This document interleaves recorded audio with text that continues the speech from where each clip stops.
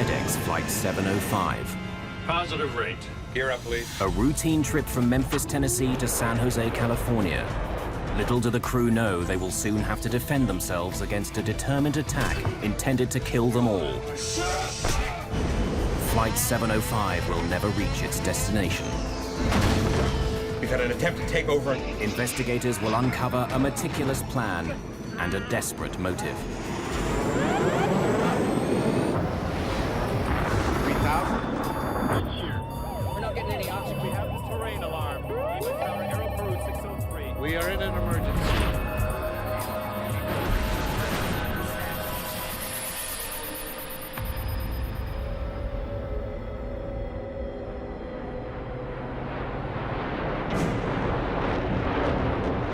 It's April 1994. A FedEx cargo plane is on its way to California. It's a perfect day for flying. Altimeters? 9s and 2s here. But behind the cockpit, in the galley area, a disaster is about to unfold. The pilots of FedEx Flight 705 are seconds away from an unprecedented situation. God almighty.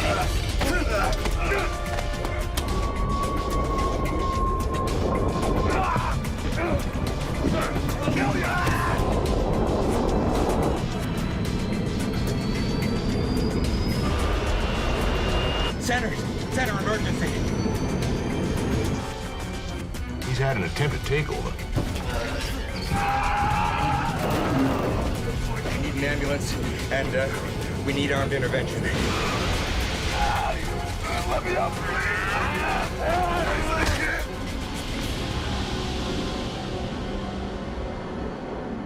April the 7th, 1994. Worldwide headquarters of Federal Express in Memphis, Tennessee. Servicing 171 countries, the company delivers over 2 million packages per day and works to a tight schedule. Flying conditions are perfect at the Memphis airport. FedEx Flight 705 to San Jose, California is preparing to depart with a 3-man crew. Has the afternoon flight to San Jose got any jump seaters on it? None at all? 42-year-old Auburn Calloway is a flight engineer. He hopes to hitch a ride on Flight 705 for pressing personal reasons. Thanks. Employees have the privilege of free rides. They're known as jump seaters. 39-year-old flight engineer Andy Peterson is the first of the flight crew to arrive on the plane. Andy Peterson. Auburn Calloway. He's surprised to find Auburn Calloway on board. My first thought was, well, scheduling has it's also called someone else out for the flight, and now we've got 2 engineers. So I said hey to him and then asked him if he was going to be riding out to San Jose with us, and he said he was going to ride the jump seat out. Peterson, a 5-year flyer with FedEx, finds something unusual during his pre-flight check. The breaker switch of the cockpit voice recorder, or CVR, is in the off position. Puzzled, Peterson resets it. The CVR records all in-flight voice communications. It's a crucial tool for investigating air disasters. No large commercial airliner is allowed to fly without one.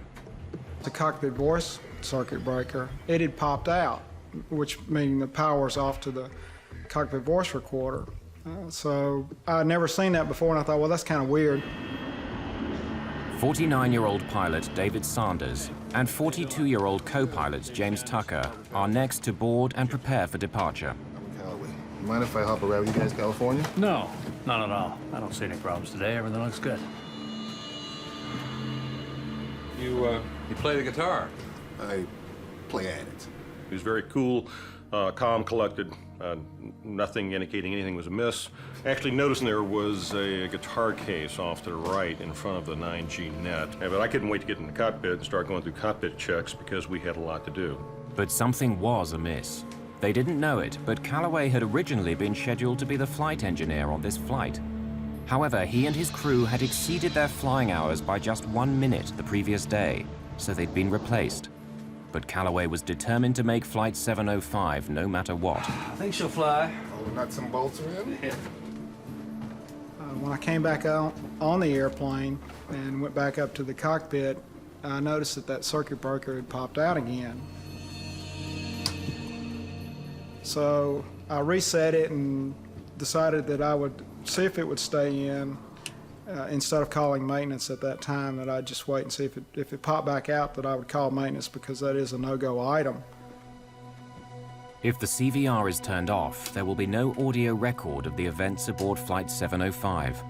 You want to fly this leg of the trip, or do you prefer the return trip? You never know when you're going to get another chance. I met Jim Tucker that afternoon. Jim had been with the company for 10 years. In fact, he was an instructor in the DC-10. Andy Peterson and I had had a trip together. In fact, we flew to Paris one time. The crew is flying together for the first time. Both Tucker and Sanders are ex-Navy. Sanders has been with FedEx for 20 years. James Tucker, who has a wife and 3 children at home, has been with the company for 10 years. None of the crew know Callaway or his reasons for being on this flight.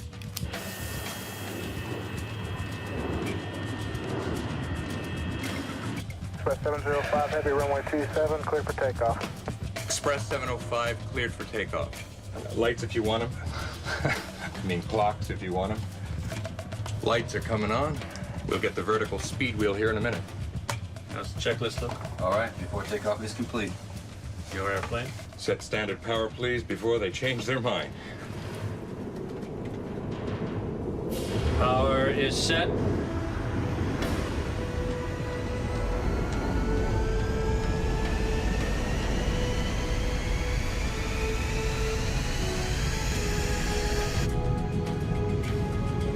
Knots. That checks? V1, rotate.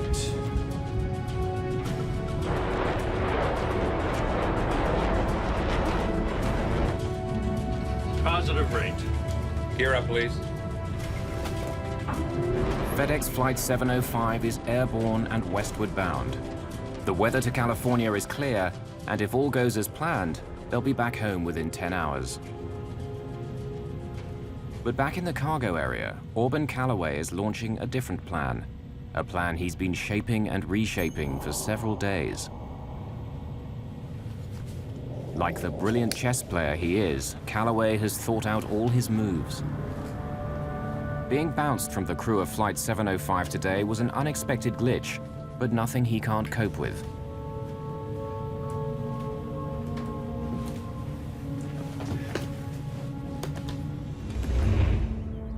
At his home that morning, Callaway already had to make a small adjustment to his plans. The flight bag he'd planned to take with him on his journey is in for repairs, so instead he packs a guitar case. As a company employee, he's unlikely to be searched, and a guitar case seems innocent enough.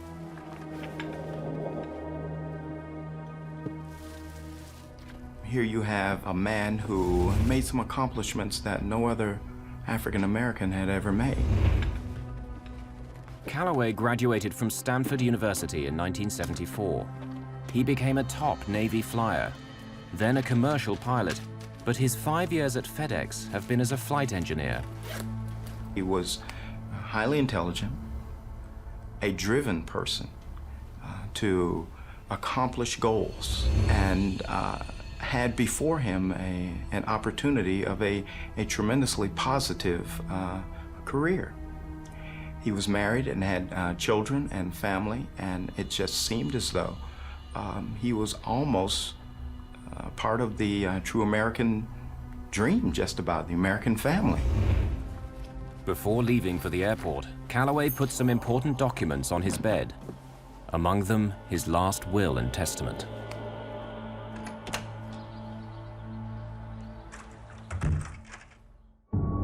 FedEx Flight 705 is several minutes outside Memphis, still climbing and passing through 5,800 meters.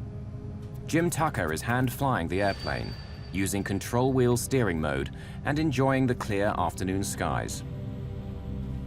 A couple of meters away sits Auburn Callaway. Behind him lie frustrated expectations of a brilliant career and a marriage that ended in tears. 2 minutes?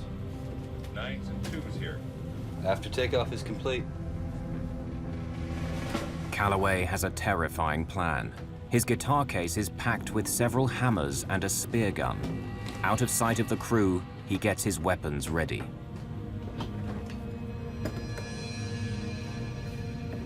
To be successful, Calloway will have to act quickly. Speed and strength will be critical. Calloway is a former Navy pilot and a martial arts expert, so speed and strength come as part of the package. The original plan was to take out his original crew, which would have only been 2 individuals. One was a female, much smaller than the crew that he wound up facing on Flight 705. No, I live in Fisherville. Fisherville. Great spot. I had the cockpit door locked open. I noticed that Calloway was walking up into the cockpit. I just caught him out of the corner of my eye and basically saw his, his arm coming up. And I thought, well, he's just coming up to sit and talk with us for a while.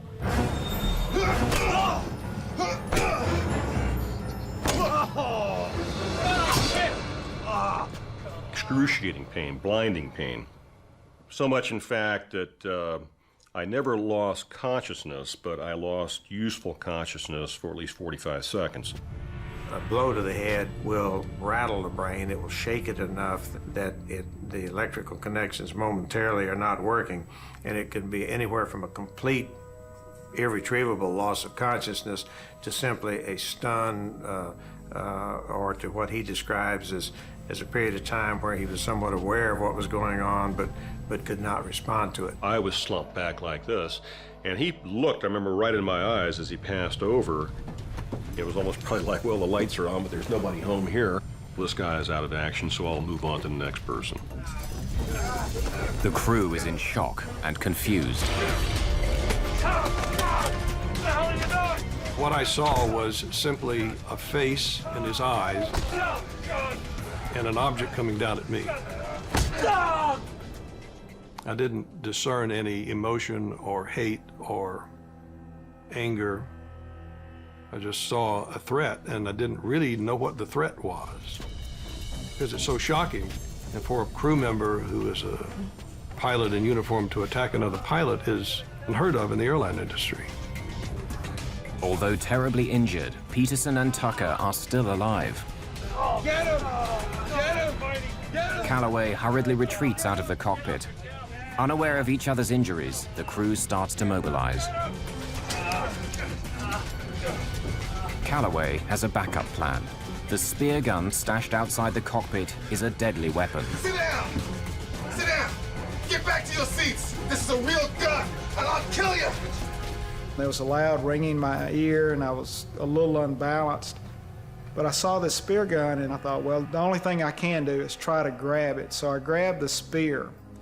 It sticks out of the spear gun about, 4 inches or so. So I grabbed it right behind the barbs and tried to hang on to it real tight. Tucker does something that Calloway is not expecting. He pulls back the yoke and puts the plane into a sudden 15-degree climb. It throws the struggling men out of the cockpit into the galley behind.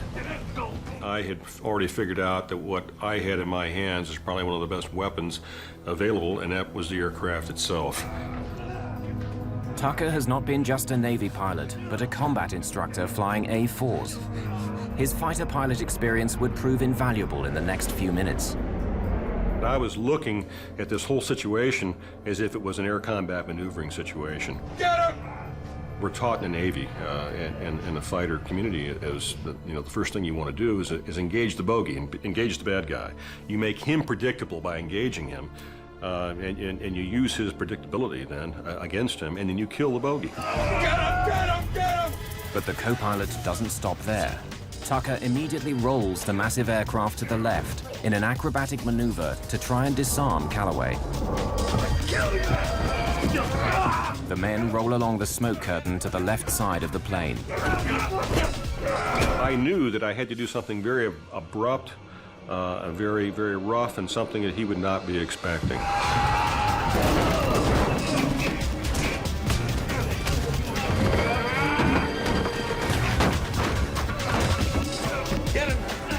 Tucker has no idea whether rolling the plane is helping Sanders and Peterson as they try to restrain Calloway. The fight continues with the men pinned to the left side of the plane. The crew members are rapidly losing blood and strength. Tucker continues to execute the role, all the while trying to maintain a visual reference outside the captain's window. Get him, Andy. I got the airplane. So you roll the airplane over on its back and pull through completely in the vertical. But at this particular point, you know, if I'd rolled the airplane over on its back, I wouldn't really be able to see what I was doing. This is not a bubble canopy that you have over the top. You're actually looking out. It's got expansive windows, but nonetheless, you roll this airplane over on its back, you can't really see that much of what you're doing. So I rolled it to about 140 degrees where I could still see out over the side as the airplane's nose was starting to come through. Tucker rolls the 250,000 kilogram DC-10 to 140 degrees, almost on its back. Commercial aircraft are never meant to roll more than 60 degrees. The men continue their fight on the ceiling of the aircraft. Calloway wrenches the hammer in his hand free and hits Sanders in the head. Tucker decides to pull back on the yoke and put the plane into a steep dive, a risky but cunning move.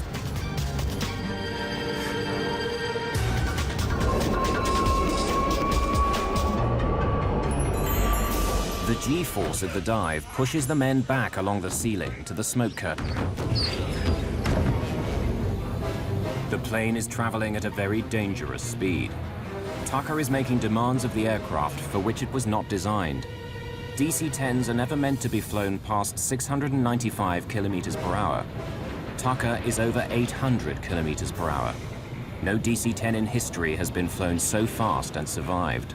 The airspeed indicator was maxed. It was all the way to what we call the barber pole. It couldn't go any faster, but you could tell that you were going quite a bit faster because of things you don't normally hear in a jet that size, and one is the incredible amounts of sound of wind coming across the cockpit.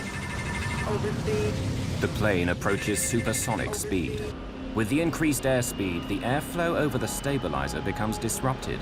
The elevators begin to flutter back and forth.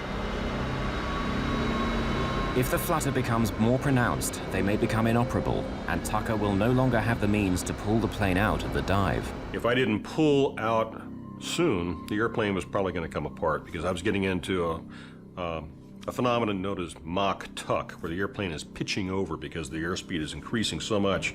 The wind flow over the surfaces of the wings is doing things that it's not even designed to do. The injury to the left side of Tucker's brain is beginning to paralyze functions on the right side of his body. Tucker notices something alarming. The plane is traveling at this incredible speed because the throttle levers have been left in their automatic climb setting from takeoff. The DC-10 is now in a vertical dive with the engines at nearly full power. Tucker must release his only usable hand from the yoke to pull back on the throttles. With power reduced to idle, the DC-10 is still not out of danger. Despite Tucker's maneuvers, Calloway is gaining the upper hand. Calloway hit me with the third blow, which was in the top of my head, nearly rendered me unconscious. I began to gray out. At that very same time, it occurred to me we might lose this thing. As Tucker starts to pull the plane carefully out of the dive, the elevator flutter increases. Balance panels, counterweights that help the pilots manipulate the elevator, break free and begin to wrinkle the skin of the stabilizer. Tucker fears that if he pulls back too hard during the dive, all the surfaces on the tail section would be in danger of coming off.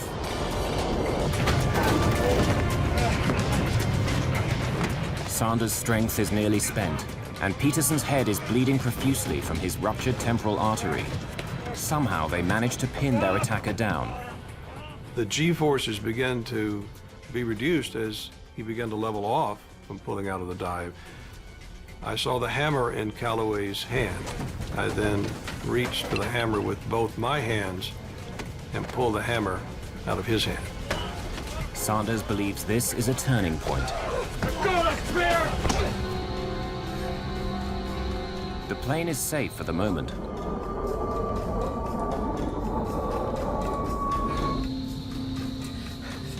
About a minute after the attack begins, Tucker finally has a chance to radio Memphis. Center emergency.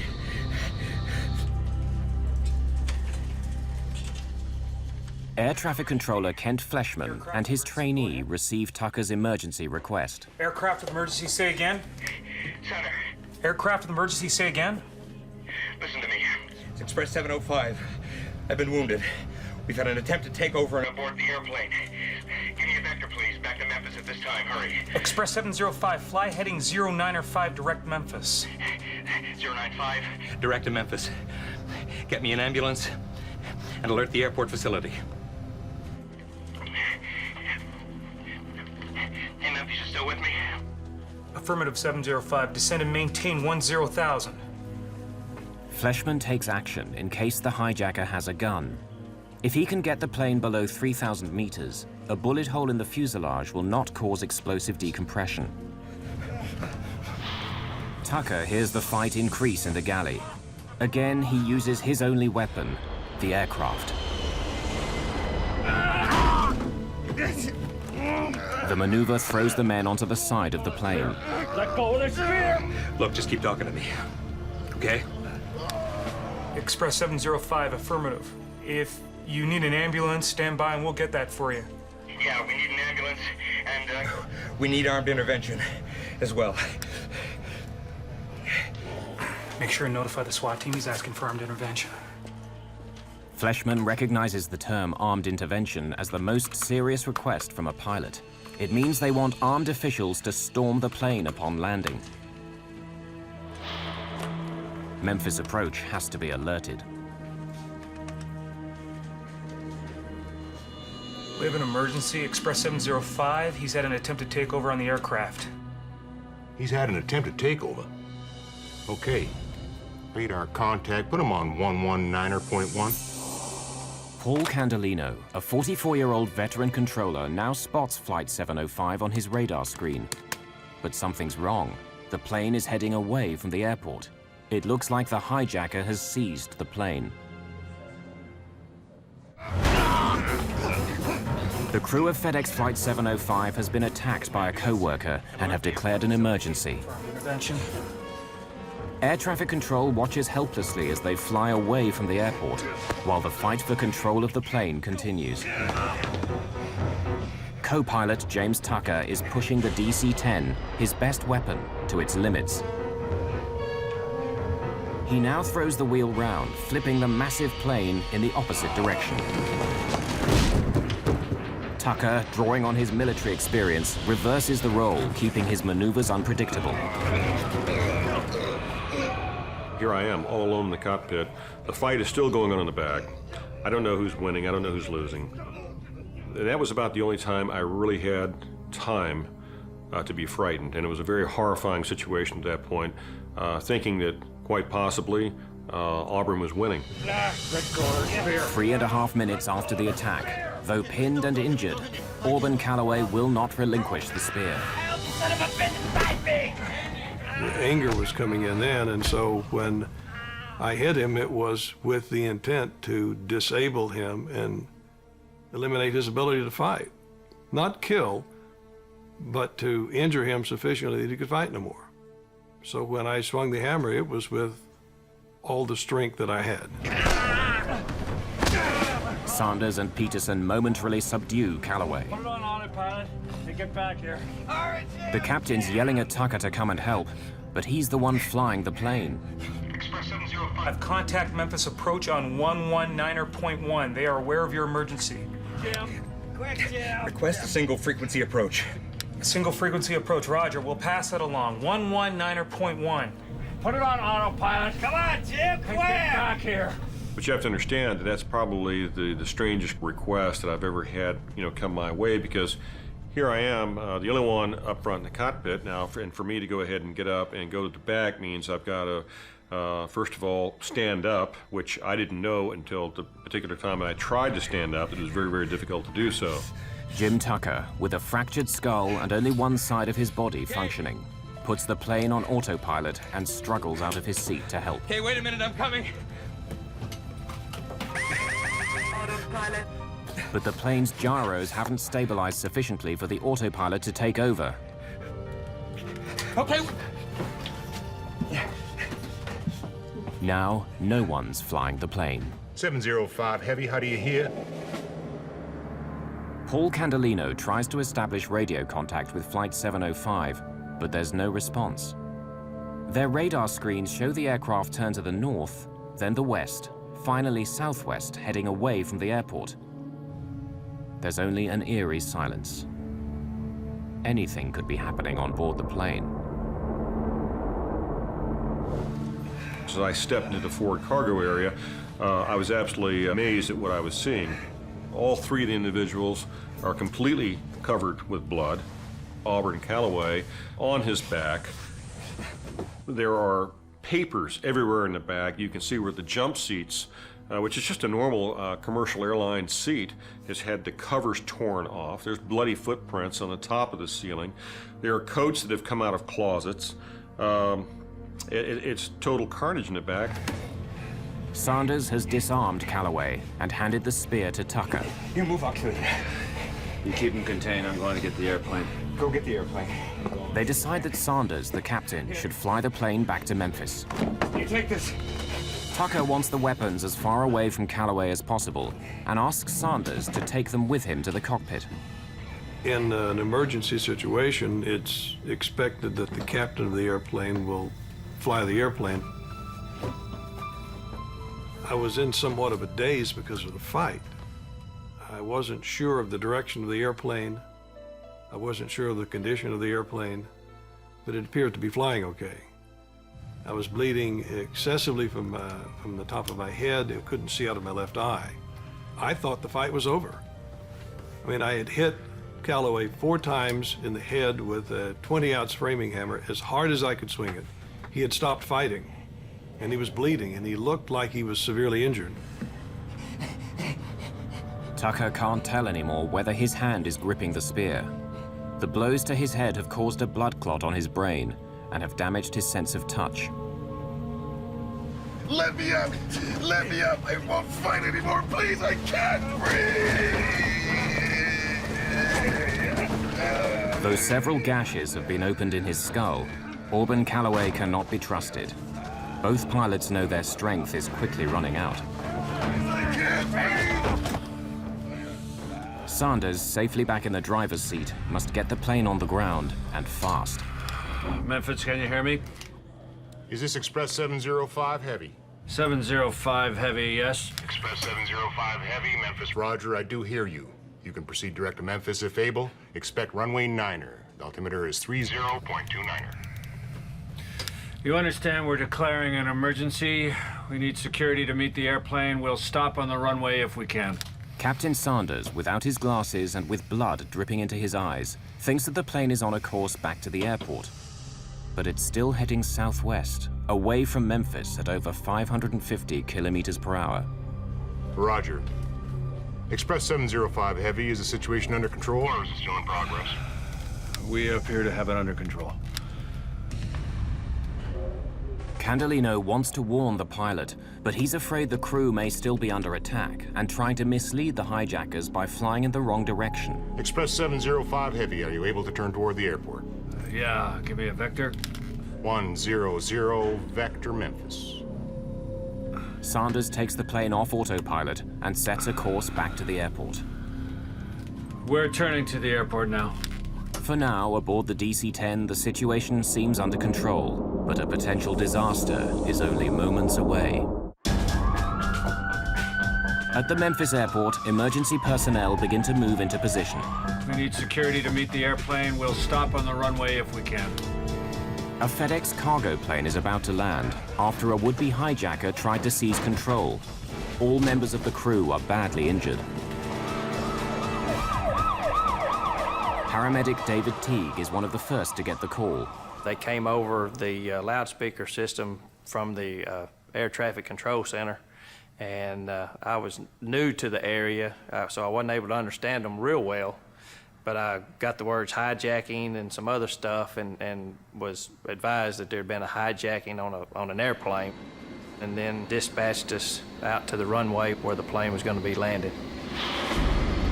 The airplane is heading for the safety of Memphis Airport, but that in itself presents another scary possibility. The aircraft is more than 16,000 kilos over the recommended landing weight, with more than 38,000 kilos of fuel still in its tanks.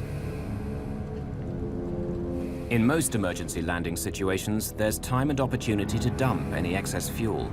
But Sanders knows the switches and levers are too far away to access safely. You'd have to get up and go back to the engineer's panel where the fuel dumping switches are and set up the engineer's fuel panel to dump fuel. So it's virtually impossible for, say, the captain to dump fuel while he's attempting to fly the airplane. In the galley, Auburn Calloway still hasn't given up the fight. Calloway drags himself towards the jump seats with Peterson and Tucker on top of him. He hopes to gain enough leverage to get back on his feet, where he'll have an advantage. He was using his thumbs to go ahead and try and push my eyes out, doing everything he possibly could to break Andy and I down as a team. You know, we could handle them together, but we certainly couldn't handle it one-on-one. This is certainly a fight against the clock. Auburn's getting stronger. I know we're getting weaker. I knew if he ever got back in the cockpit, we were history. I just knew we had to keep him, somehow, we had to keep him from getting back in that cockpit. Approaching 7,000 feet, the fight in the back started again. And it was as violent and as loud as when I was in the back in the midst of the fight. It became so violent and loud that approaching 7,000 feet, I decided that I was going to level the airplane, turn on the autopilot, go to the back of the airplane, and kill Calloway. It was so severe, I thought that had to be done. The DC-10 is less than 40 kilometers from Memphis Airport. Is he under control? I don't know. The sound of the struggle worries Sanders. He decides this has to end. I released the seatbelt, climbed out of my seat, headed to the back of the airplane, and Jim Tucker said to me, "David, I think we have him under control now." I said, "Are you sure?" Yeah, he is. He said, "I think we have him under control." I went back to the seat, climbed into the left seat of the airplane, continued the descent on down toward the airport. Express 705 Heavy, verify the situation is still under control? Yeah, it's sort of under control. Wind is 030 with 5, cleared to land runway 9er.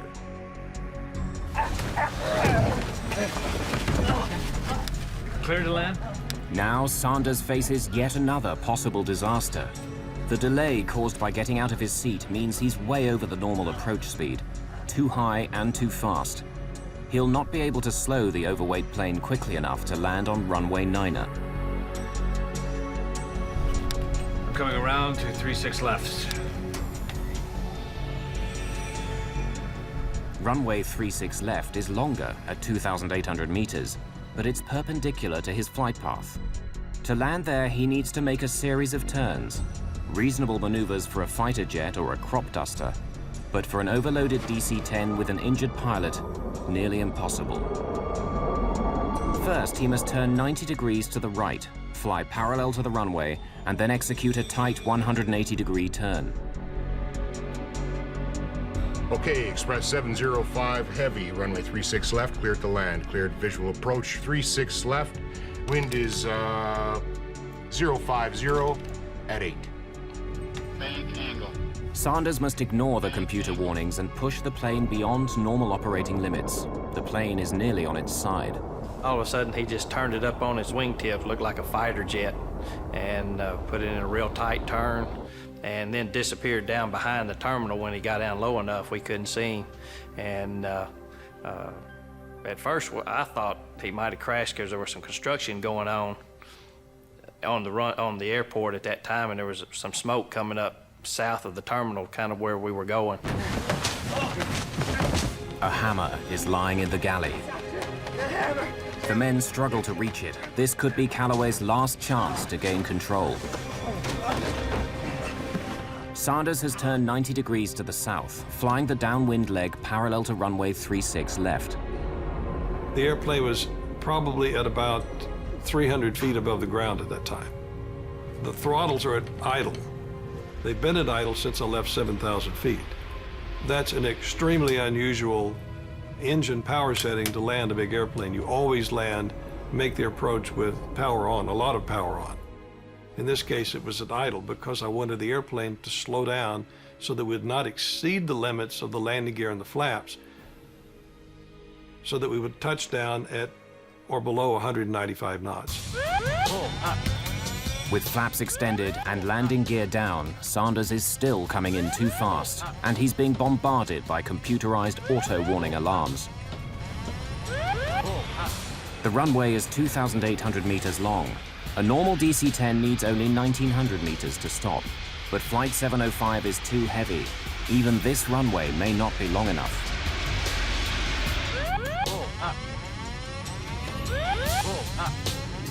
Peterson manages for the first time in the fight to get hold of a hammer, but is extremely weak due to blood loss. You gotta hit him, Andy, you gotta hit him! I was almost like pleading with him, and I told him, I said, Andy, you know, you gotta hit him.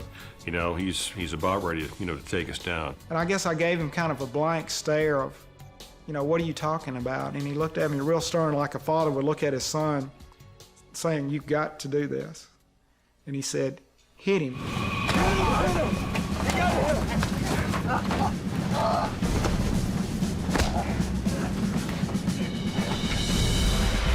The DC-10 is only meters above the runway, traveling at 382 kilometers per hour.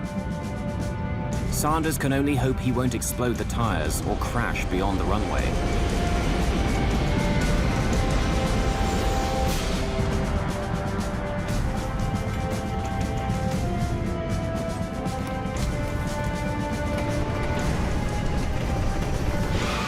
Luckily, all 10 tires withstand the landing impact.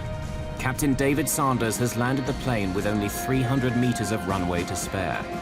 The crew of Flight 705 is safely on the ground, but not out of danger.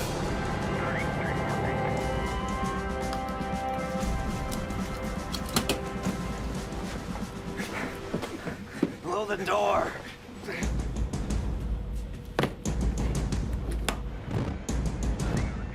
The chute is covered with kind of a talcum powder, so it won't stick when it needs to be deployed, but it made it slick trying to go up.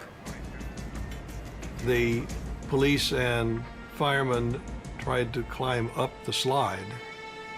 One fireman made it almost all the way to the top, and I leaned out the door of the airplane and pulled him on board. Who's the bad guy? That's the attacker. There was blood all over the floor, all over the ceiling. The seats in the little area were just covered with blood. You got any handcuffs? If not, you better get some, because that son of a bitch is still dangerous. I need handcuffs. Can you throw me some handcuffs? Teague is thrown a pair of handcuffs.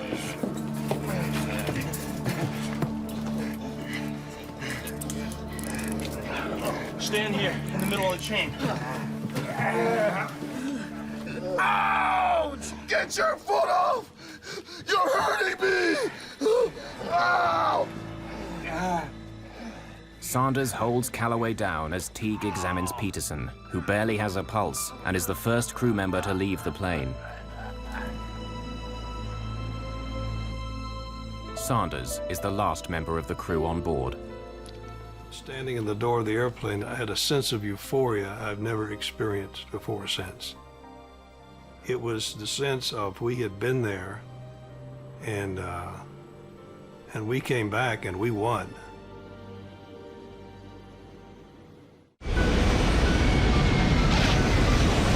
Due to the strength and courage of its crew, a FedEx DC-10 has safely landed back home.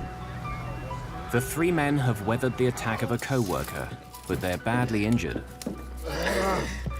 Co-pilot Jim Tucker has bone chips driven into his brain. Flight engineer Andy Peterson's life is in danger from massive blood loss. Both are in critical condition. The wounded men are rushed to the regional medical center at Memphis. The pilot, Dave Sanders, shares an ambulance with Tucker. It's only during this ride that he realizes the extent and severity of his co-pilot's injuries. Tucker is taken to emergency by stretcher. Sanders is helped, but can walk.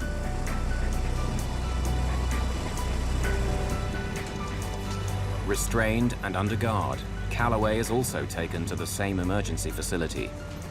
But the important question still remains: why did Auburn Calloway attack the crew of Flight 705? The full story is beginning to unfold. Divorced in 1990, Auburn Calloway still tries to support his ex-wife and their 2 children, and wants to secure their financial future. He was very interested in the welfare of his children, very interested that they not live the kind of childhood he had lived. The evidence for a suicidal mission against FedEx grows as investigators search the aircraft and find a letter to Calloway's estranged wife. Dear Pat, I want you and the kids to know that I lived for you. I thought of your welfare every day. Though, for example, how can I guarantee having enough money for Keela and Bernie's Stanford education? He was obsessed with his financial well-being. He was interested in his children. I tend to believe he's interested in his marriage. And I know his marriage was coming apart, or had come apart, basically, at the time of this incident. But I suspect he was also a difficult man to be married to. By April the 7th, 1994, Calloway may be thinking his career is over. Life had been one disappointment after another. The failed marriage, the kids he can't afford to send to university, the brilliant pilot who ends up as an engineer on a cargo plane. And now even that may be about to go. The following day, he's supposed to report to a FedEx hearing about falsified information he'd given the company. During our investigation, it appeared that he had overestimated the number of hours of flight experience that he had, and that the company was taking a look at this. Calloway may be afraid he'll be fired. At just 42, his professional life could be finished. He comes up with a solution. The goal is to leave my children well off. The goal is to escape, I guess, the pain of this life. I can't continue to participate in this life and still leave them well off because I'm fixing to lose my career. And I won't have the ability to provide for them like I'd like to. But my life has value if it's given in an accident. Calloway cashes in all the funds he can lay his hands on and sends a total of $54,000 to his ex-wife. But his life insurance is worth about $2.5 million if he dies in a work-related accident. I would much rather go on a date, time, place, and a method of my own choosing. I resolved some time ago that the next time my security and future is threatened or seriously jeopardized, it's time. My time to go. Perhaps he believes his family would receive the maximum insurance payout if he crashed the plane in an apparent accident.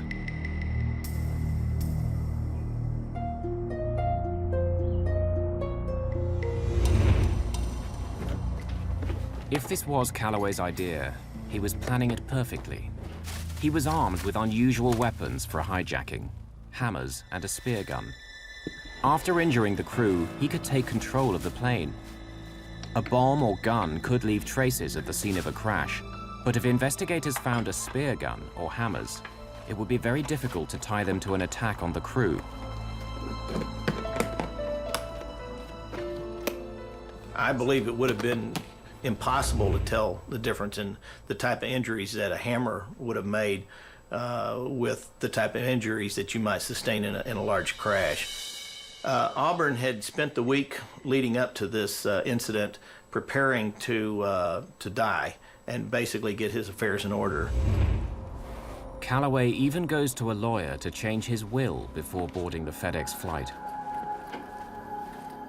He left his will and testament on his bed so that it would be easily found. For any crash to look like an accident, there is a key obstacle: the plane's cockpit voice recorder. Switching off the CVR's power would disable any recording. I think she'll fly. As long as all the nuts and bolts are there. Yeah. If Peterson in his pre-flight inspection discovers the thrown switch, it would be a setback. But Calloway would know he simply has to fly the airplane for half an hour. That's the length of the tape's recording time. After 30 minutes, any incriminating recording would be gone forever. I think he was going to do something very, very horrible with it. Something along the lines of what we've seen on 9/11. Had Calloway been able to seize control of the plane, he could have crashed the DC-10 with over 38,000 kilos of fuel aboard into any site, including the FedEx headquarters, the hub, crippling his employer and killing a large number of workers on the ground. It would have been the ultimate revenge for perceived injustices by the company.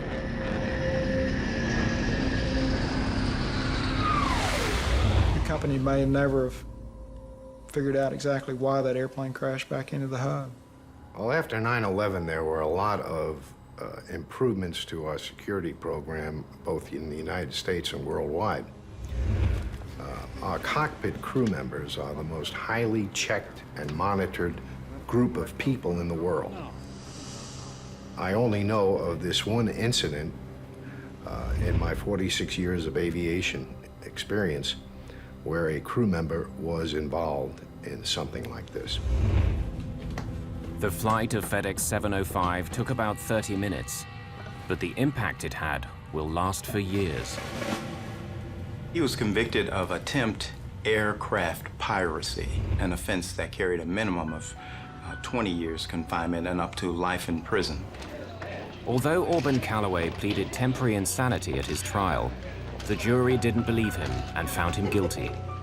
On August the 11th, 1995, he was sentenced to life imprisonment in a federal penitentiary. He has no chance of parole. The pilots on Flight 705, they are the real heroes. It is amazing that they were able to do what they did, given the injuries that were inflicted upon them. When someone's struck with a hammer on the skull, there can be linear radiating cracks that go out on the skull. And then if it's hard enough, there may well be in-driven bone right at the site where the hammer head hits the skull and drives it into the skull. This is a replica of my skull cap. It was put together by use of a CAT scan protocol to give the proper shape of my skull and also the shape of the defect that we're dealing with here. This is the area that I was hit on the left parietal. For a year and a half, I was actually walking around in this configuration. It took 2.5 years to recover completely because I had to learn how to walk, talk, and chew gum all over again. I had 3 major operations. I operated on him twice more after his initial injury and then followed him through his rehabilitation. They can fashion a piece of material to fit the exact size of the defect, the shape of the skull, and of course the thickness of the skull as well. It's a blown acrylic called an HTR, or hard tissue replacement. He had difficulty with speech, difficulty with sensation and motor strength on the right side, and he came back to where he can now probably, if he wanted to, break my fingers with a handshake.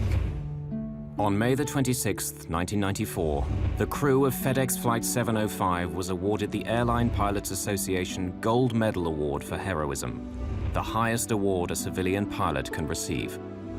However, because of the legacy of their injuries, none of the crew has been certified as medically fit to fly commercially.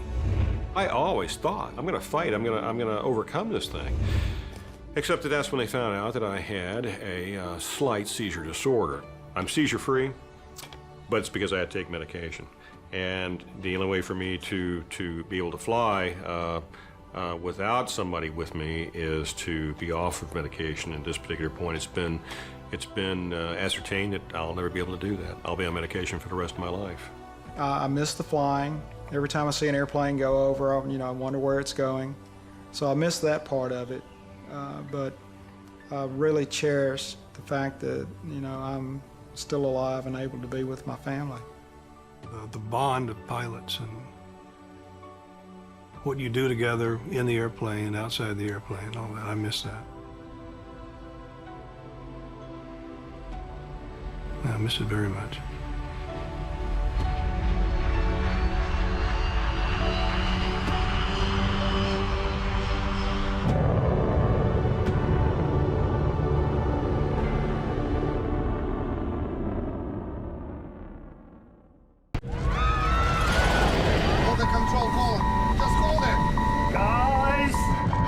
Russian flight to Hong Kong is in serious trouble. The other way! The other way! To the left, now to the right. Gravity has become a deadly force as the crew fights to keep the plane from falling to Earth from 10,000 meters. Get out! Get out! Ah! The cause of all the chaos, a 15-year-old is at the controls. Get it left, the ground is right there! 3,000? We're not getting any oxygen. We have the terrain alarm. This is our Aero Crew 603. We are in an emergency.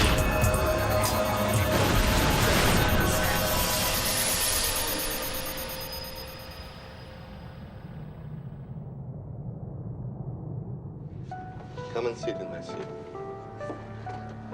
Go on. Pilot being filmed. Are you filming? It's a family outing. A proud pilot taking his kids on their first trip abroad. But in just a few minutes, their vacation will turn into a terrifying fight for their lives.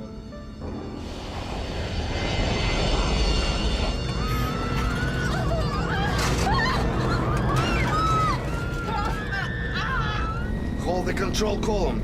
Just hold it. Back, back. Investigators would be amazed.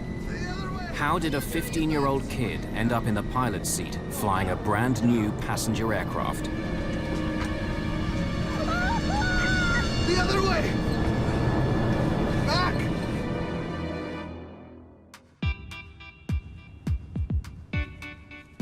March the 22nd, 1994, Moscow. 15-year-old Eldar Kudrinsky is going abroad for the first time. He needs every gadget he has. Eldar, Uncle Volodya is waiting. I'm ready. Come on. But this is no ordinary kid. Eldar's father is Captain Yaroslav Kudrinsky, an international airline pilot. In Russia, that means membership of a privileged group and access to luxuries most of the country can only dream of. Okay, let's go. Ah, Captain is here. Now we can take off. Hello, Uncle Volodya. Hello. Aeroflot allows pilots' families to travel once a year at a discount. So Captain Kudrinsky is taking his children on a 4-day holiday to Hong Kong. Mom, it won't all fit. Anybody would think we're going for a year. Where is your daughter? Listen to the music in a car. By the time they're our age, these kids are going to be deaf. What? Deaf. Pardon? Captain Vladimir Makarov, Volodya to his friends, is an Aeroflot pilot too. He's also going to Hong Kong on holiday and will be keeping an eye on the kids during the flight. Mrs. Kudrinsky is only going as far as the airport to see them off. Eldar, Yana, promise you'll call as soon as you get there. Volodya, you will make them call me? Yeah. We'll call as soon as we can, okay? Come on, come on, come on.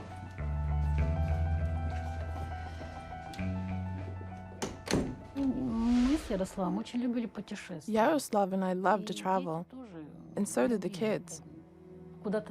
They love seeing new places, learning new things.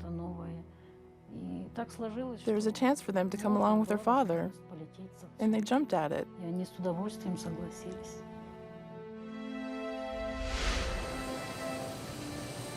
Eldar and Yana aren't the only ones boarding Flight 593.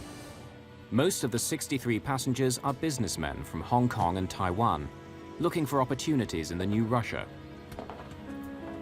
Others, like Adrian DeVille, have come from London, flying Aeroflot because it offers a cheap connection to Asia. He's the manager of a camera shop in northern England and has a passion for aircraft. In fact, he's going on a 2-week holiday to Hong Kong to photograph the new airport they've just built.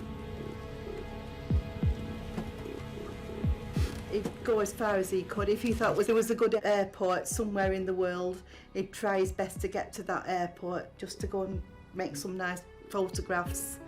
And the trip to Hong Kong grew from that because he wanted to see this brand new airport, which was a feat of engineering at the time. Mark Newport is a British sports promoter who lives in Hong Kong.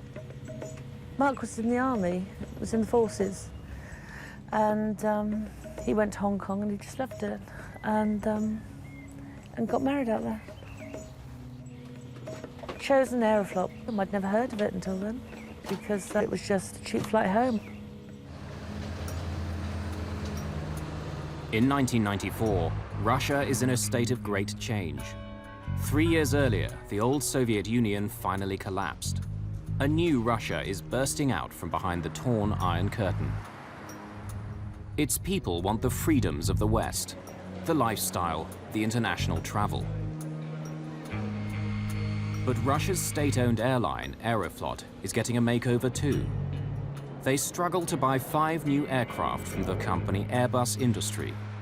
The $70 million state-of-the-art Airbus A310-300. Though it seats fewer than 200 passengers, it can fly 3 times further than any of Russia's biggest passenger aircraft. The A310 is a fully automated aircraft equipped with sophisticated fail-safe systems. Aeroflot hopes it will help improve the company's checkered safety reputation.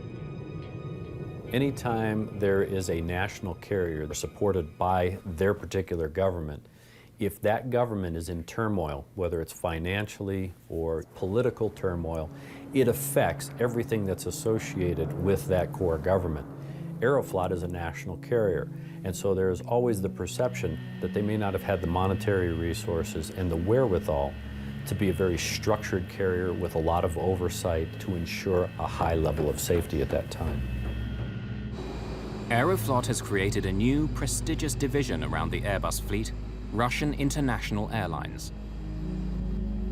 Pilots wear special uniforms, they fly state-of-the-art planes, and travel to the world's top destinations. RIA represents a new, modern Russia to the world.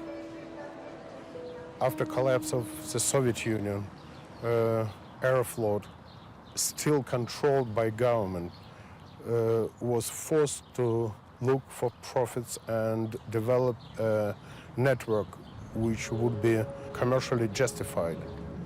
For Russia's premier airline, Aeroflot handpicks an elite corps of first-class pilots.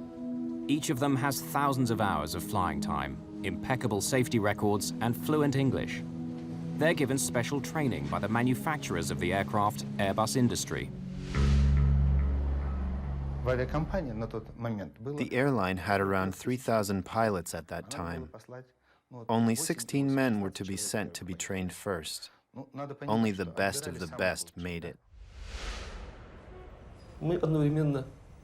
Kudrinsky and I started working here at Sheremetyevo at the same time, and naturally we first got acquainted simply as neighbors. Then we found out we were both pilots. Later, we both trained for the A310. We studied together. I remember how hard it was for them to master it, because the technology was quite different. So they were working very hard, but they all got through it and started to fly.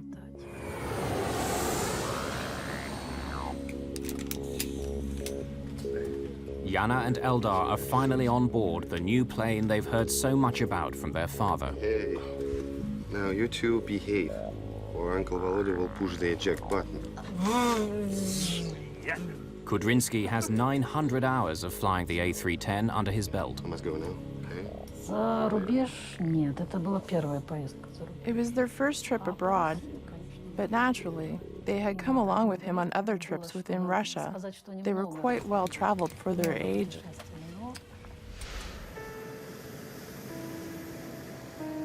First, Captain Danilov will command the flight through the busy flight corridors out of Moscow. Relief Captain Kudrinsky will then take over. When he does, First Officer Piskarev becomes his co-pilot. All 3 are first-class pilots. On this new A310, the flight deck is fully computerized.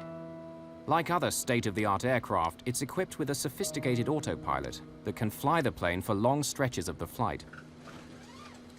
International routes, like this one to Hong Kong, are Aeroflot's lifeline. They bring in precious hard currency at a time when the domestic market is struggling to turn a profit. Flight 593 takes off at 4:39 p.m. local time. Then it will join the Trans-Siberian Airway, flying east towards Mongolia and China. It's a smooth flight. Only 4 hours into the 10-hour trip, they've just passed over Novosibirsk in Siberia, almost halfway. But Eldar and Yana are too excited to sleep.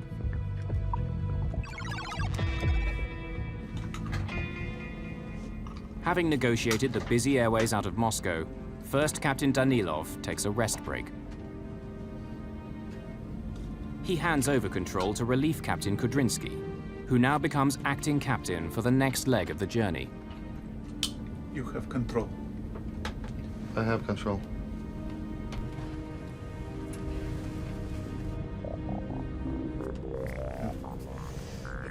Still awake? Yes, why? Shall we surprise your father? In the cockpit? Hmm? Oh, yeah. Would you like that?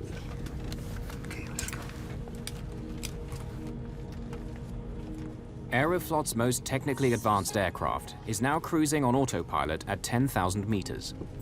It's a calm, windless night, but the peace will not last. The pilots and crew will soon be fighting to save the lives of everyone on board.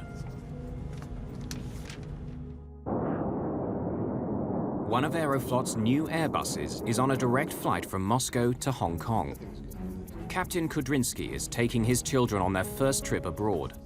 They're about to pay him a surprise visit. Have some very important visitors. Shall I bring them in? Okay.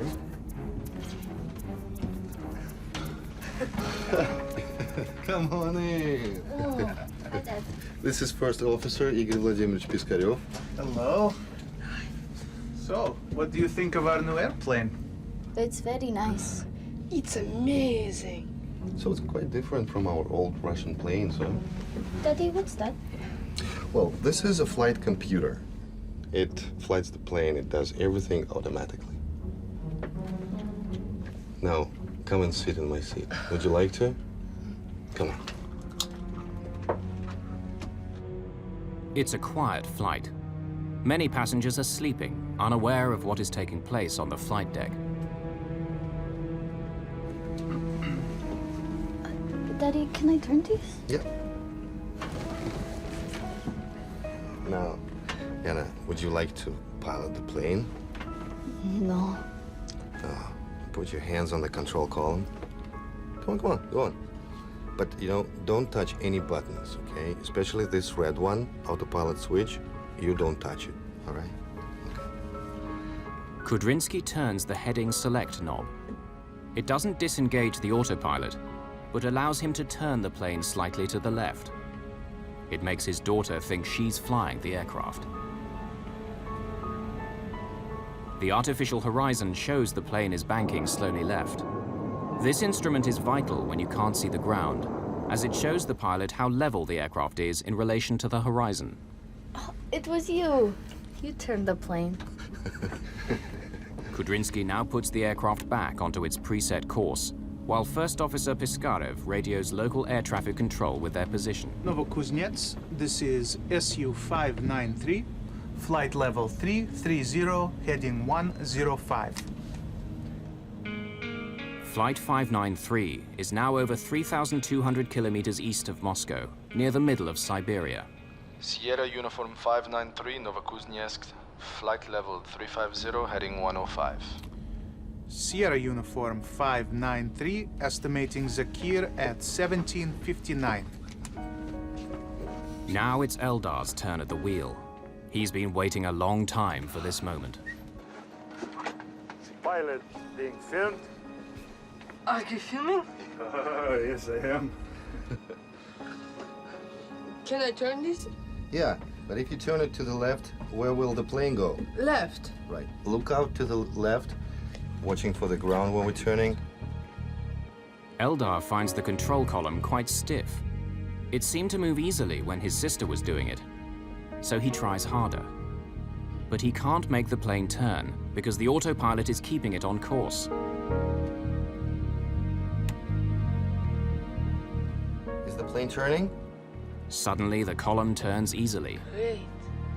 Is the plane turning to the left? Yes, it is. set the horizon to normal for him. Once again, his father switches the heading select knob back to its original setting, ending the turn and Eldar's illusion of flying the plane. Captain Kudrinsky then selects navigation mode. It tells the autopilot to put the plane back on course to Hong Kong. Dad? Dad? But Eldar is still holding the wheel to the left. It's become stiff again. Can I go back to my seat? What for? You'll only go to sleep and don't run in the first class. They will fire us. Eldar now turns his control column slightly to the right, enjoying his time at the controls. Well, I am going shopping on Temple Street. It's a famous market that only open at night.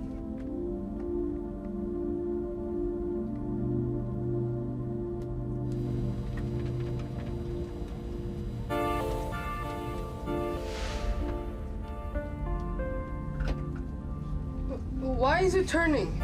Is it turning by itself? Yes, it is. It's been just over 3 minutes since Eldar sat down in the pilot's seat. The plane is tilting sharply, a turn that's getting steeper every second. The plane seems to be turning by itself, but no one seems to know why. Some kind of zone? We've gone into a zone, a holding pattern. Have we? Of course we have. An arc has replaced the straight direction line on the screen. The arc looks like a plane in a holding pattern around an airport. As they study the screen, the plane continues to turn. It's now banked at 45 degrees, which is steeper than what it was built for. Suddenly, the command bars disappear from the primary flight display. The crew no longer have any information about course or heading.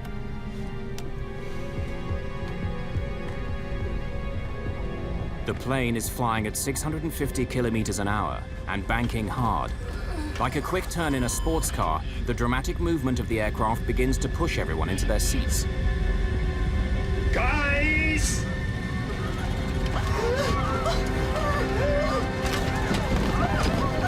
The A310's autopilot works to keep the plane aloft. Suddenly, the nose pitches up. The increased G-force makes it difficult for Piskarev to reach the controls. He does his best, but nothing happens.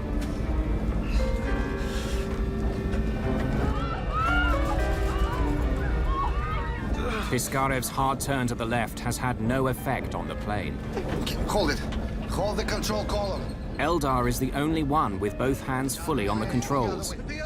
He can only follow the most basic orders. He can't get up because the speed of the turn is pushing him back in his seat. To the left. To the left. To the left. Now to the right. The other way. I am trying to get left. Okay, get out. Eldar has been in the pilot's seat for just over 4 minutes. And now he can't leave. His body feels twice its normal weight. Get out. Get out. Kudrinsky can do nothing but struggle against the crippling G-forces. The aircraft is plunging towards the snowy earth, and there's nothing anyone can do. Crawl out to the back. Get out. Get out. Get out. Russian International Airlines Flight 593 to Hong Kong is in serious trouble. There's the ground. The pilot's 15-year-old son has been at the controls for 4 minutes. The plane is turning steeply and losing altitude. The other way! Captain Kudrinsky desperately needs to get back into the pilot's seat, but he can barely move. The plane is turning so steeply and so quickly, the G-forces on his body make it feel like it's twice its normal weight. Everyone on board now feels the force of the plane's dramatic movements. His plane is in a serious crisis, but Captain Danilov can't get to the cockpit. He too is squashed by the powerful forces created by the plane's extreme bank. The plane still isn't responding. To add to their confusion, an alarm begins to sound. It signals the complete shutdown of the autopilot. The plane is now completely in the hands of Piskarev and Eldar. And to make matters even worse, there's another alarm. The other way. The other The way. plane is about to stall. To the left. An automatic safety system kicks in to keep the plane flying. It lowers the nose and puts the Airbus into a steep dive to regain speed. There's the ground! The plane dives at a frightening 40,000 feet per minute. For the people on board, it's like having an elevator fall out from under them. In just seconds, the heavy pressure of the high-speed turn is replaced by near weightlessness. As the plane suddenly drops away, it's now a very dangerous environment. People and objects that are not secured will land anywhere once gravity returns. They'd been flying at 10,000 meters, but now they're falling fast. Unless they do something quickly, they will hit the ground in less than a minute. Piskarev pulls back on the control column as hard as he can to bring the Airbus out of the dive. The nose finally comes up, and the aircraft begins climbing quickly. Gravity now returns with a shock. As the plane climbs, the rapid acceleration pushes people down relentlessly. The dramatic change in speed makes everyone feel 4 times heavier than normal.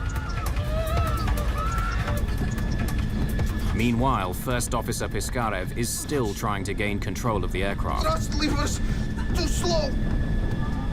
Piskarev has pulled the aircraft out of the dive, but it's climbing too quickly. The engines on the A310 don't have enough power to push it almost vertically into the sky. The airspeed drops dramatically. The plane strains to climb, but it's been pushed too far. As the force of the acceleration eases, Kudrinsky leaps into action. But Piskarev has stalled the plane. The nose drops into a corkscrew dive. Now the Airbus is twisting towards the ground from 6,000 meters at a breathtaking 70 meters a second. Full throttle!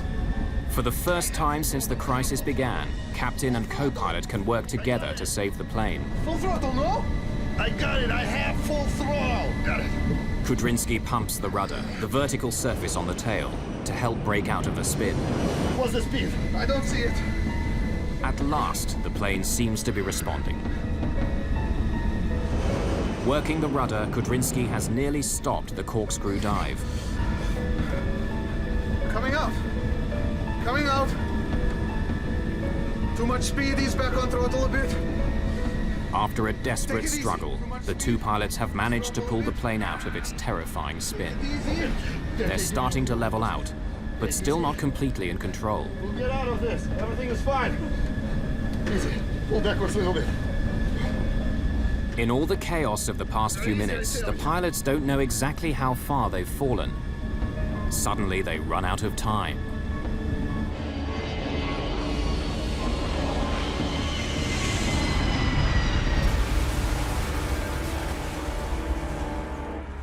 Sierra Uniform 593, this is Novokuznetsk area control. Please come in. 500 kilometers north of the Mongolian border, air traffic controllers in Novokuznetsk wait for Flight 593 to radio that it's left their control area. Area control, please come in.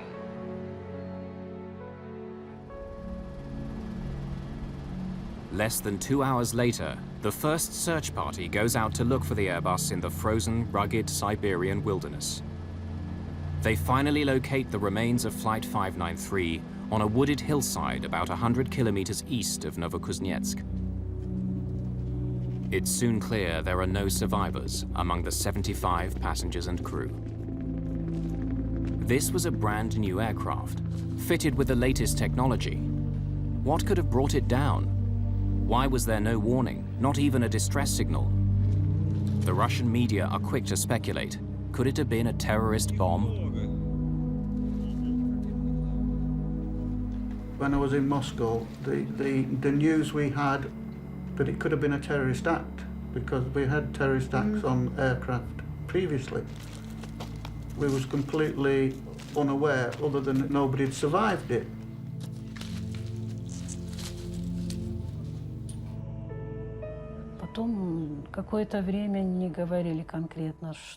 For some time, they wouldn't tell me anything specific.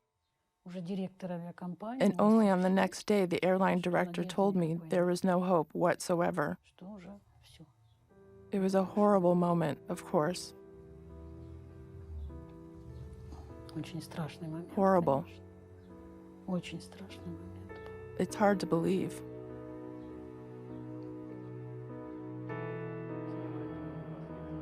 Aeroflot flies the families of the deceased out to Moscow. Among them is Brenda Clark, the mother of British passenger Mark Newport. We met my daughter-in-law there. They've told us, you know, it's cordoned off, we can't go down there. And she said, you can go down there, Bren, because the Chinese are down there. They have to do rituals and things, you know. And so she said they're down there. That's when I knew they'd lied to me and said that it's cordoned off. And that's when I told them, I want to go down, and if you don't take me down, then I thumb a lift. The authorities take them to where the plane crashed. Relatives of Chinese victims drop pieces of paper with messages written on them. Others throw flowers. Yeah, that was really moving.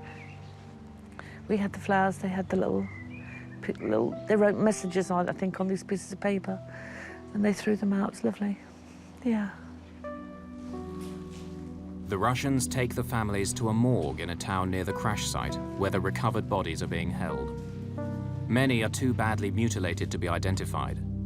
They ask the families to look at recovered items of clothing to help identify the bodies. Brenda Clark finds her son's family photographs. It sends a chill through her. For the first time, she knows for certain he was on the flight.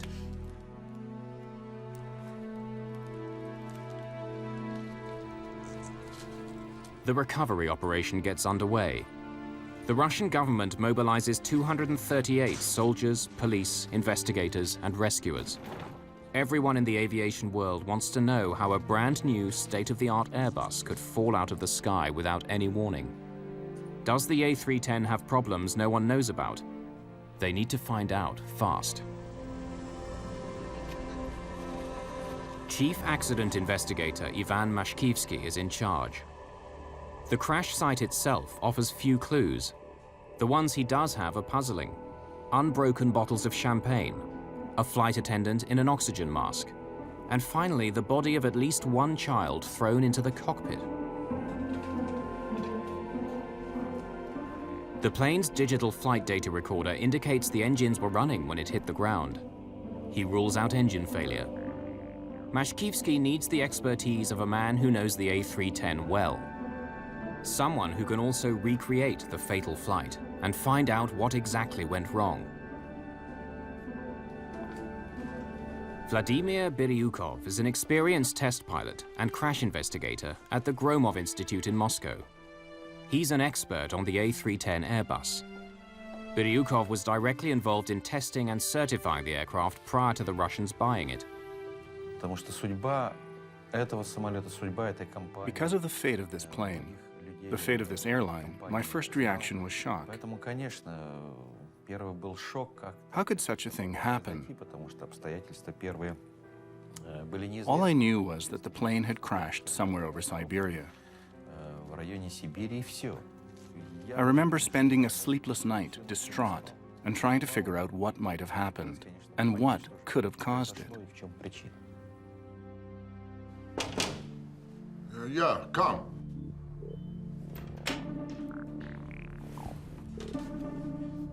I think you should come and listen to this. Each investigation begins with a complete analysis of the plane's cockpit voice recorder. This time, it reveals something disturbing. Now, come and sit in my seat. Would you like to? Come on. Daddy, can I turn these? Yeah. Kudrinsky was in the pilot seat, wasn't he? According to the diagram.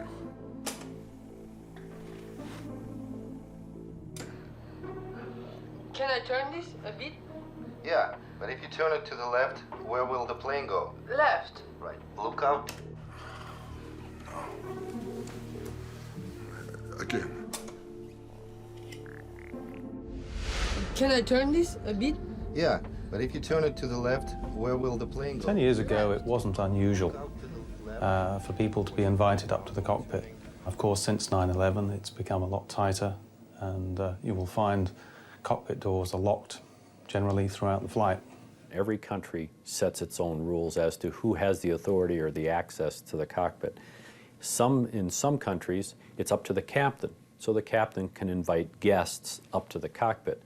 But to have them actually manipulating the controls of an airplane, regardless of whether they have people on it or not, the fact that this was allowed to occur is definitely an exception in the industry. Dad, can I go back to my seat? The two investigators are stunned by what they hear on the cockpit voice recorder. It's unbelievable. These two youngsters, the ones who we couldn't identify, they were not thrown into the cockpit by the crash. They were his kids. And they were flying the plane. The investigators are speechless. How could 3 experienced pilots allow children to fly a commercial airliner? They're about to learn something even worse. The children are only part of the problem. A little-known feature of the plane proved deadly. Why is it turning? Is it turning by itself? Turning to the left. The other way. The other way. To the left now, to the right. The other way. I am turning it left. Okay, get out. Get out. Get out. Get out. Get out. Get to the left, the ground is right there. Russian investigators listen to the cockpit voice recorder of an Aeroflot Airbus that has crashed in Siberia. What they hear makes their blood run cold. Full throttle. Got it. Got full throttle. Full throttle, no. You should understand the frame of mind of the father. He is very proud of what he's doing. He invites his kids into the cockpit. Strictly speaking, it's a violation, of course. But I know such violations do occur in real life. I'm not condemning him or defending him here. What I'm trying to say is that no disaster occurs for just any single reason. There's always more than one, all coming together. But this time, it really does look like a single cause. A child flying the plane. And it sends shockwaves through Aeroflot's higher echelons. No, I think it would benefit it. Investigators feel the pressure. The media has learned that Eldar was at the controls. Aeroflot, trying to improve on its Soviet-era image, wants to minimize the damage. Boris Rybak is an aerospace consultant in Moscow. Aeroflot managers and executives indeed try to conceal results and try to downplay importance of this accident because it was very embarrassing. Managers at Aeroflot aren't the only ones following the investigation. Airbus, the European company which made the plane, is also intensely interested. Ivan Efremovich, what's wrong? Nothing. If the accident was caused by Eldar, it will vindicate Airbus. At the same time, grieving families are also clamoring for answers. Are you sure? For Mashkivsky and his team, it's a delicate balance. There is always more than one reason for a plane to crash. And we must find it. I'll do my best. His reputation, the reputation of Airbus, as well as Aeroflot, all now depends on finding this other cause. This was an international flight. It was a Western-built aircraft, and it was inevitable that the investigation that would be conducted by the authorities and the inquiries that would be conducted by claimant lawyers would expose information. At the same time, manufacturer of the aircraft, Airbus industry, was very keen to get as much realistic explanation of what happened because the reputation of this aircraft was at stake. What I objected to was the way we was treated by Aeroflot after the accident. They wouldn't tell us anything what was going on. They denied everything. I wanted to know why my son died. I wanted to know why these men had been allowed to do such a thing. But all we got from Aeroflot was blank, blank, blank. Every time we tried to find something out, they just didn't want to know. Families aren't the only ones desperate for answers. Vladimir Biryukov continues trying to learn all he can about why the Airbus fell out of the sky. Analyzing information from the flight data recorder, he can trace and repeat every command given to the aircraft during the flight. We were trying to get as close to the truth as possible, to find the cause, because that was the precedent. The first foreign-produced plane to crash while flying for a Russian airline. Don't run in the first class. The investigation confirms the autopilot was on when the plane got into trouble. Even with the children in the cockpit, the plane should have flown on course. What went so terribly wrong? So, any new developments?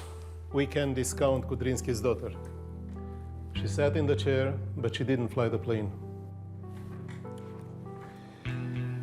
At 17:47 and 6 seconds, Captain Kudrynsky tells her not to touch the autopilot switch. Her father gave the autopilot the command to turn, while Yana just rested her hands lightly on the controls. It was you. You turned the plane. But when Eldar took the controls, Biryukov discovers, something dramatically different happened. No one could possibly have guessed. Not even the 3 pilots in the cockpit. Biryukov may have found the key to the puzzle. The plane's flight data recorder shows that 2.5 minutes before the crash, while Eldar was at the controls, the autopilot partially disconnects. This is the start of all the plane's troubles. But how did that happen? The autopilot is a sophisticated computer which manages an aircraft's speed, altitude, and heading. Altitude and heading are controlled by 3 key functions. The rudder, which controls sideways movement. The elevators, which control vertical movement. And the ailerons, which are for turning. On Flight 593, the autopilot had disconnected itself from the ailerons. And the autopilots that were used in transport airplanes years ago were an on-off. In today's sophisticated flight management systems, you can literally take fragments of the autopilot and disengage them, but not necessarily turn the switch off and turn it all off, unless you want to. The question that really worries accident investigator Biryukov is how did the autopilot become partially disconnected? There's no mention of it in the cockpit voice recording. If this is a fault with the aircraft, it could prove fatal to future flights.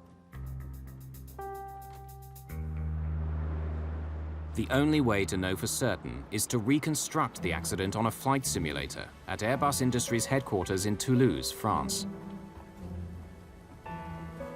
Biryukov's experience as a test pilot and his detailed knowledge of the A310 is crucial to the investigation. Using information from the flight data recorder, Biryukov reconstructs the events, beginning at the moment Captain Kudrynsky allows his son to sit at the controls. A co-pilot will help replicate Piskarev's actions. Look out to the left, watching for the ground when we're turning. Unlike his sister, Eldar turns the wheel before his father can tell the autopilot to turn the plane. The controls are stiff because he's fighting the autopilot. In the simulator, Biryukov reproduces Eldar's every movement.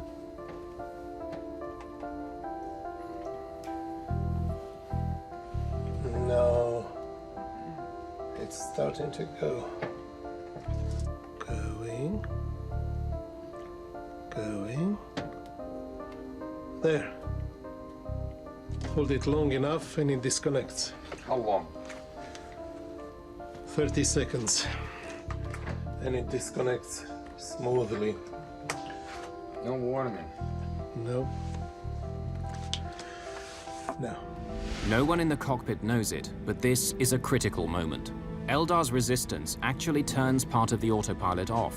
It takes just half a minute, but from here on, Eldar is controlling the ailerons.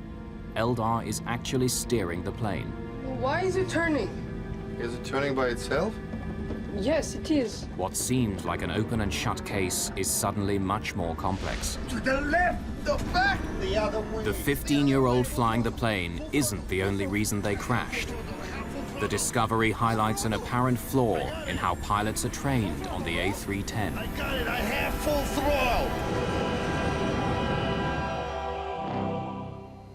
Accident investigator Vladimir Biryukov has finally discovered the terrifying sequence of events that made Aeroflot's Flight 593 fall to Earth.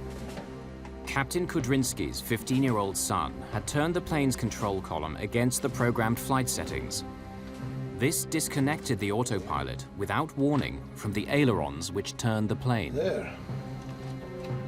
Hold it long enough and it disconnects. How long? The aircraft then began an uncontrolled turn to the right, which got steeper and steeper. But why didn't anyone realize the autopilot had disconnected? Another peculiarity of the plane is that it has no alarm signaling the disengaging of the autopilot in the list channel. While our Russian planes have an alarm sounding in such an event. So I think that the captain allowed the boy to do it, irregular as it was, believing that even if the autopilot got disengaged, the crew would be alerted to the fact. The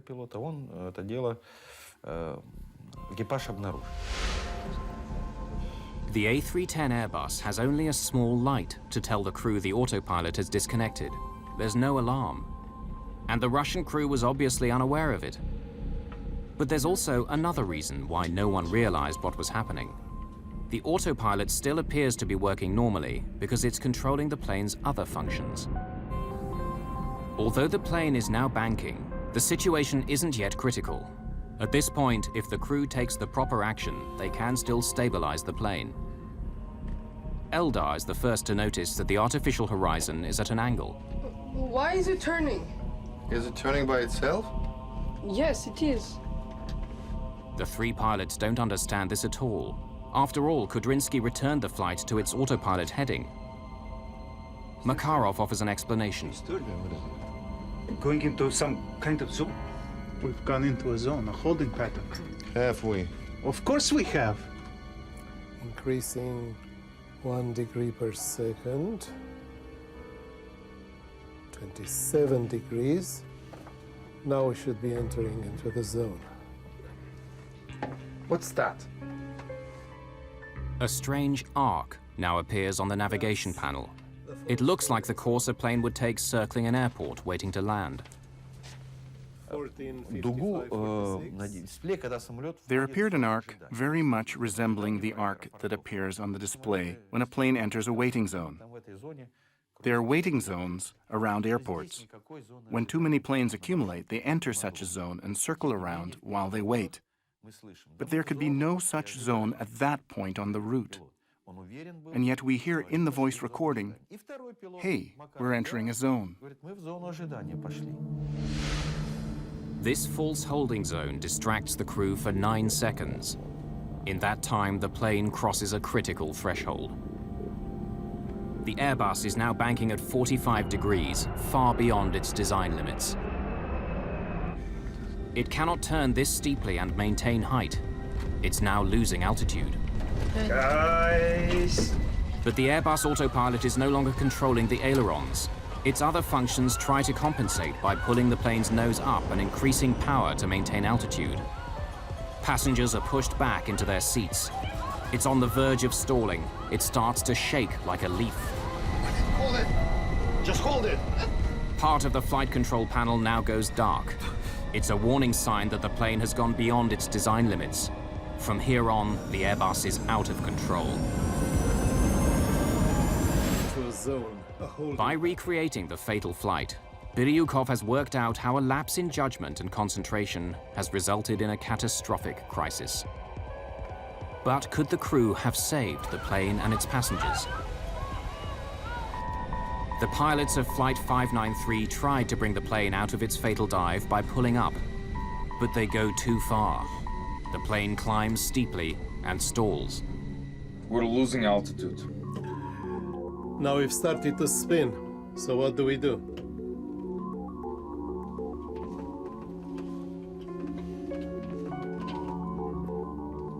It's coming out of the corkscrew. Now we're leveling out. In a moment, we'll come out of the dive. All they had to do was let go.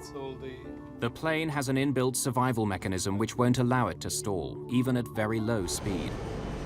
But the pilot has to know that. But the situation is totally new to them, something they weren't accustomed to handling. A stressful and incomprehensible situation. It would have taken special skills to act correctly in such a difficult situation. It was not the crew's fault, but their misfortune, because if a person doesn't know how to do something, because he was never taught to, you can't really blame him.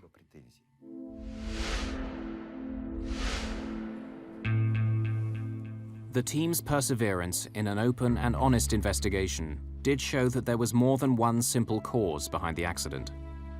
Their findings benefited the whole industry, especially the revelation that the autopilot can partially disconnect. This remains a feature of the A310, as it enables pilots to control certain elements of a flight while leaving the rest to the computer. But crews are now made aware of this.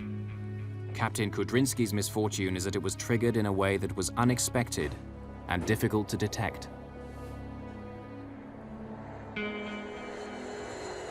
The crash of the Russian plane comes at a troubling time for the airline industry.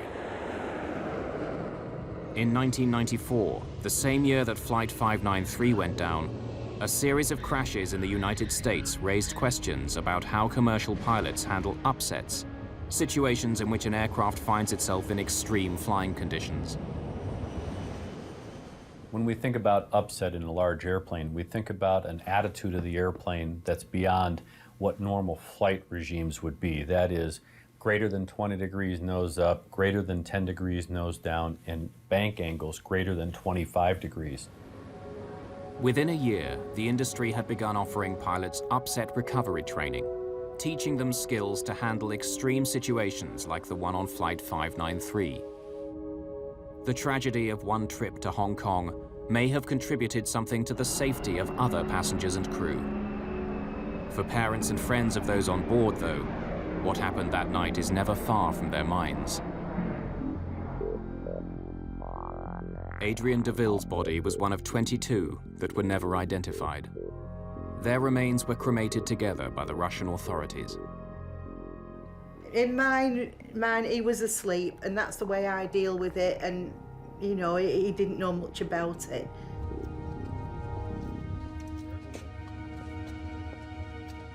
The crew of the Airbus are buried in Mitinskoye Cemetery in Moscow, in a hero's grave, next to the firefighters who died at the Chernobyl nuclear plant. Yana and Eldar lie next to their father.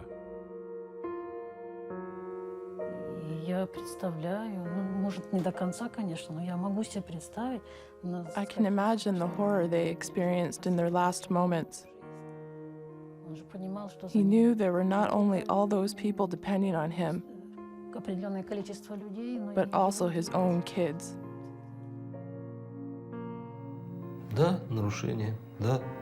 Yes, it was a violation. Yes, he did it. But how it all happened, it was just a freak accident, a bizarre coincidence. I can forgive the pilot. I can forgive the children because they were innocent. This man was 39 years old, and for those 39 years he had an exemplary flying career. He had a family, he was proud of them, and it was the final 5 minutes of those 39 years that went awry. Yeah, children shouldn't have been allowed in the cockpit, I don't believe, but me saying that now won't bring Mark back, will it? But it might stop things happening in the future.